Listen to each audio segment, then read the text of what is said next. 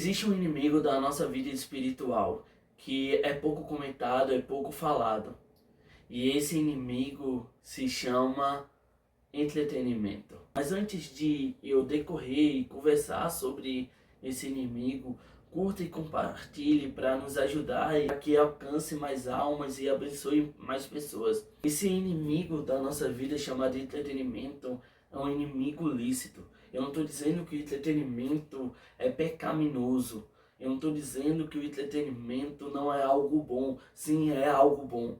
Porém, quando a gente pode controlá-lo e não quando ele nos controla. Você já percebeu que tem em momentos da sua vida que você passa tempo assistindo TV, uma Netflix ou um canal de YouTube, ou passa muito tempo no feed do TikTok, e aí você começa a passar tempo, e de repente o dia acabou. E aí você não aproveitou o seu dia. E às vezes, quando você vai ver, você gastou o seu tempo erroneamente, a partir de viver sempre um entretenimento, sempre dando prioridade ao entretenimento. Mas o entretenimento, ele nos atrapalha porque faz a gente não olhar e dar prioridade àquilo que deve ser prioridade em nossas vidas, que é Jesus. Sabe, a gente precisa de tempo. A gente maratona uma série de 15 temporadas, mas não consegue passar 5 minutos orando. A gente consegue passar, assistir um filme, às vezes de 1 a 2, 3 horas, mas não consegue adorar o Senhor com hinos, com canções espirituais, sabe? Porque mentiram pra gente. Mentiram dizendo que a gente só precisa ir uma vez na semana, ouvir a palavra de Deus, cantar hinos e só isso. Porém, a gente não consegue viver aquilo que a gente aprendeu durante o culto. Por quê? Porque a gente está tão ludibriado para as coisas desse mundo, para as coisas que são mundanas. Mais uma vez, eu não estou dizendo que é ruim, eu não estou dizendo que é pecaminoso, o entretenimento é algo bom. Eu gosto muito de assistir filmes, eu gosto muito de assistir séries, eu gosto muito de usar celular, mas quando isso mexe com a minha vida espiritual, se torna algo pecaminoso. Porque isso mexe com o primeiro mandamento, que é amar a Deus acima de todas as coisas. Sério, você já percebeu que você assiste coisas, vive o tempo todo em telas e horas e passa horas e você não faz nada para o reino de Deus? Você não faz nada para Deus. Porque o entretenimento, ele é algo bom, mas se você não conseguir dar freios nele, ele vai te controlar. Mas antigamente, quando eu era criança, eu achava muito besta os índios ou indígenas, tanto faz, vocês aqui sabem como é a pronúncia certa. Porque foi dito na escola que os índios trocaram os seus tesouros, como ouro, pedras preciosas, por espelhos.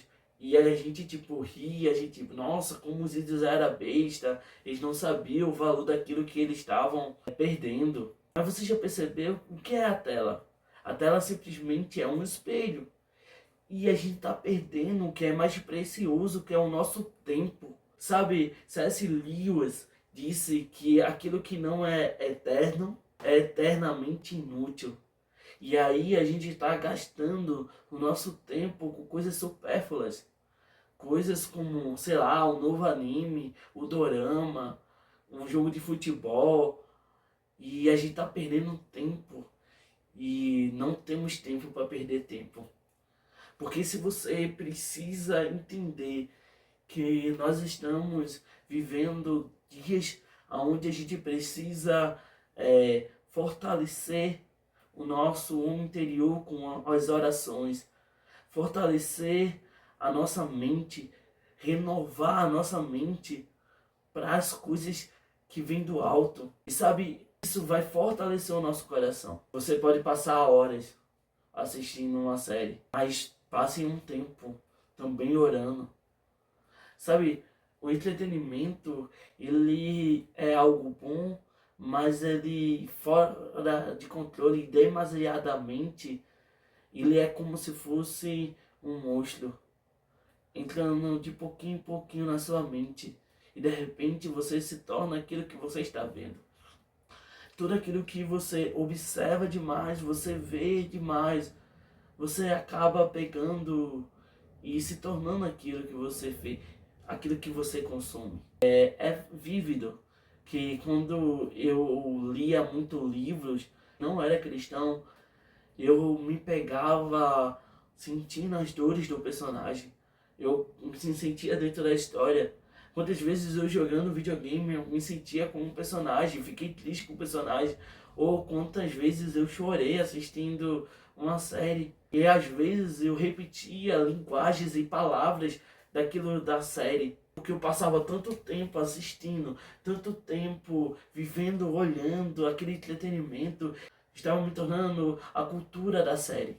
Porém, todavia, entretanto, quando a gente começa a orar mais, a ler a Bíblia, a gente começa a ficar mais parecido com Deus. Sabe, certa vez Jesus disse que existia um homem que estava andando em um campo e nesse campo ele encontra um tesouro valioso. E é interessante isso. Por quê? Porque ele conta esse tesouro, mas ele diz: olha, eu encontrei esse tesouro, eu vou comprar o campo inteiro.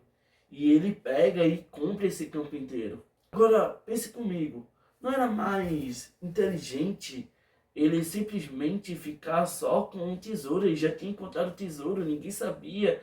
Ele pegava o tesouro, ninguém ia ver, ninguém ia falar que ele roubou ou qualquer coisa do tipo.